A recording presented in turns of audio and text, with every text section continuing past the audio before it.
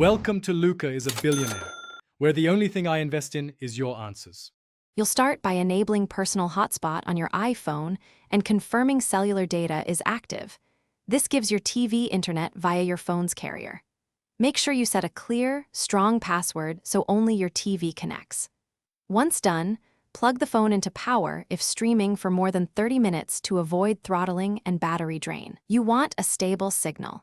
Move near a window or higher location to improve reception and reduce buffering before connecting the TV. Now, on the TV or streaming stick, open Wi-Fi settings and locate your iPhone's network name. Selecting it initiates the join. Enter the hotspot password carefully. Mistyped characters will fail to connect. Then confirm. If the TV shows limited or no internet, restart the TV or the streaming device and try again.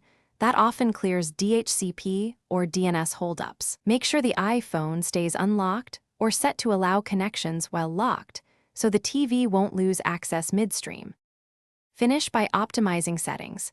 Close background apps, enable low data modes in streaming apps if needed, and position devices for best signal. Remember why this matters. Mobile hotspots share limited bandwidth and may incur data charges. Monitoring usage prevents surprises. If the TV won't stay connected, toggle Personal Hotspot off and on, reboot the TV, and rejoin the network. That resolves most handshake problems. If you still have trouble, contact your carrier to confirm hotspot is permitted on your plan. Thanks for watching and please subscribe. It's the best investment you'll ever make.